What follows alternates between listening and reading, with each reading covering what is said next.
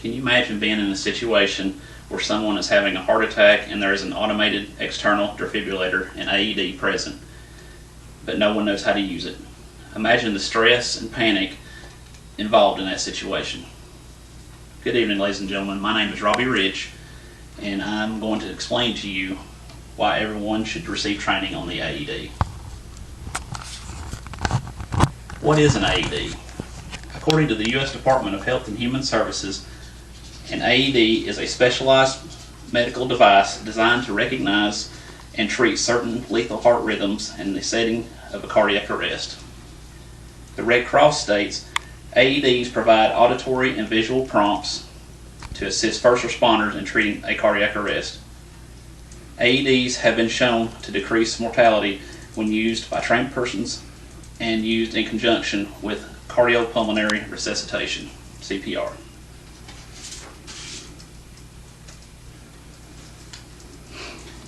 There is a shortage of people trained in the use of an AED. The American Red Cross states on our website that sudden cardiac arrest is one of the leading causes of death in the U.S. Over 350,000 people will suffer from sudden cardiac arrest this year. It can happen to anyone, anytime, and anywhere at any age. An AED is the only effective treatment for restoring a regular heart rhythm during sudden cardiac arrest and is an easy to operate tool for someone with no medical background. There are several reasons why individuals don't become properly trained on an AED device. One main reason is fear of being sued or being held responsible if a person dies as a result of a person assisting with an AED device.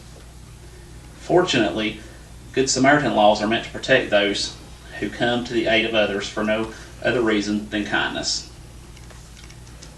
Good Samaritan laws only help if a rescuer is acting without any expectation of reward. Paid rescuers are expected to do their jobs correctly and can be held accountable for mistakes. Each state has different Good Samaritan laws and who is protected. Fear could have played a huge part in the story I'm about to tell you. This story is about an elderly man named George that was at a movie theater with his wife. George began having chest pains and went into full cardiac arrest. There were AEDs located in the theater, however, not a single person in the theater was trained to use the AED, and it saddens me to say that George passed away that evening. I am not saying the AED would have saved his life, but had someone been trained to use an AED, he would have had a chance to live. According to the Cardiac Science Corporation, defibrillation within 3 minutes lifts the chance of survival to 70%. Local EMS services typically can't respond that quickly. The presence of an AED can make all the difference. The American Heart Association estimates improved early defibrillation efforts could save 40,000 more lives in the U.S. alone. Hopefully, you can see the problem with the lack of trained people to use AEDs. Now let's look at the solution. The solution for this problem would be for everyone to obtain training on how to use an AED. It's that simple. The American Red Cross offers excellent training on the AED. The course offered through the Red Cross covers a combination of first aid, CPR, and AEDs. The course could last anywhere from 2 to 5 hours, and it costs between $90 and $110 depending on the course selected. Upon successful completion of the course, you will be certified for 2 years, and refresher courses are offered online at no additional cost. Did you know that in some states it is required by law for public areas to provide an AED? AED laws can empower people to train and be prepared to use an automated external defibrillator to save lives. State legislation and mandates for installing automated external defibrillators in public places like schools, sports stadiums, shopping malls, airports, and hotels can also help increase survival rates for victims who suffer a sudden cardiac arrest by making this life-saving equipment more readily available for use in an emergency situation. There are many different types of AED devices. Many modern devices have voice commands that help the person administering the AED process during a crisis. The commands tell each step so that the person can effectively help save a life. By having effective training, a person can know which appropriate steps to take. Once you're trained, you'll be better equipped to handle situations that require the use of an AED.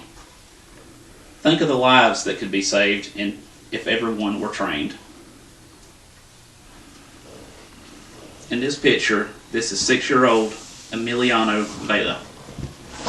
He collapsed at his school in Corpus Christi, Texas. The school nurse who administered the AED to Emiliano was trained and saved his life.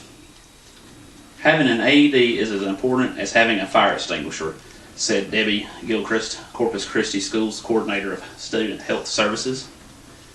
Actually, if I had to choose between the two, I would probably pick the AED. This other picture is the AED that saved Emiliano's life. Without this device being placed in his school, he would have died.